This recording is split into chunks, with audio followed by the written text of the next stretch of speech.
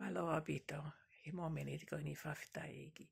Ko e manake ni ke tau maha malolo lele e po ko ni o mai o whala e ka tiki mo tolu ko tawa pēna mo mea mai ke polokala mai a ko ni o whala e ka tiki mo tolu pia ke mo mau hama.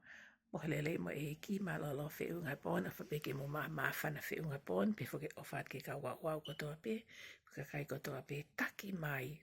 Aha tāku ne ila ki polokala mo ni shares mo mo ka ngā ka wau ka tolu ke ka mo hata uke ilo mawahe mehe ki ke nau ilo lahi ki polokalama koeni pia ke tau omi ko toa ke tau share mo tau wahe kofi ma ke tau toko lahi ki pule anga hoi wani pia ko wha amu ke to ilo ang he kakai toko lahi ki polokalami ko eni neongo kai ki hau ilo fe unga ka ko ki mea pe o ko mau ko wahe atu pia ke tau whai haki polokalama lotu he ko ofi ai krisimasi pia ko ofi a manaki ki tau whamanatu a pininisi o merino. Tau lotua a mamani ke tau nofo merino a mamani. Ke tau lotua a mamani ke si e whahi a mamani me tāmati funga mamani. Ke tau lotua a mamani ko ngā koe lahi e whai kovi. Me nofo tau whihia ki sireri.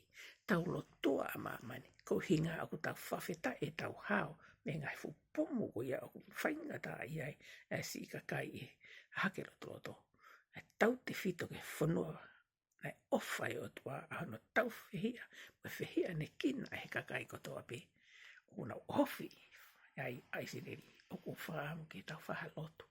Teu koe a manaki ke haere mai, whamana te haere mai e pininisi o merino. Ke tau nofo ki eiki, mo tau nofo whaihalotu e lo tua ngai whamiri o whekei lo tua e toa taha ko toa pe mamani tau whaami tau lo tua kai toa lahi ki o ke pure angai mani ko lahe ngai whai i longa u asi he tohi whaa pia ko ilo pe ko mahalo ko wawe pe haere mai eiki kai ke ilo e whakapapau he koe kwa palofitao ka ke tau lo tua ke tau toa lahi ki pure angai mani pia lo tua e lahi e tāma te mamani ke whakasisi i moe more ngai lau maari alu i he tefro e mamani ke tau lotua e tau whanau, ke nau tokanga ki he lotu, ke tau lotua e ka kaiko toa pe o kuna fuwhi e mau, ai ofa me whai mesa e o tua, mo tau lotua e ngai whabiri o kuna wākovi, wāofi au pito, whamiri wāofi ka kuna wākovi, mo wheke ike i he mamani,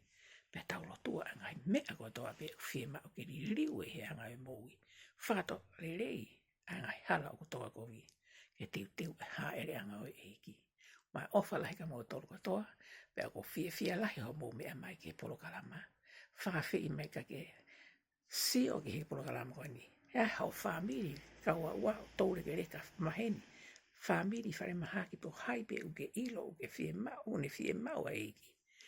Shares a ki polokalama koe ni. Pea mo subscribe mai ke to tolahi e tau wheturi. Ke pule anga o he wani. Ko ofa o eiki. A vea hokolo tohe ofa eiki, ko mate hoi ofa ia eiki. Ko ia, kau ke sa ia he program wani subscribe mai, pia ke komendi mai mo ke likes, mo ke thumb up, pia ke ofa mai hartoi kakai, ke tau kau ngā whanonga mo vahe, i he eiki, he ofa eiki, he ko ia pe, a tau whanga mo tau whamui, ma aloha mo mea mai, ka mo mea. Ka tau tok whiloa ki a bongbongi i polokalama ka hoko. Mahalo au pito, ngai whainga maari e kotoa pe. Mo kau subscribe, mo kau view, whamahalo atu. I ho mō kātaki, ka ke toi whetuku mahakakai, ke tau tōlahi ki he mani. Mahalo au pito, ka mō mea.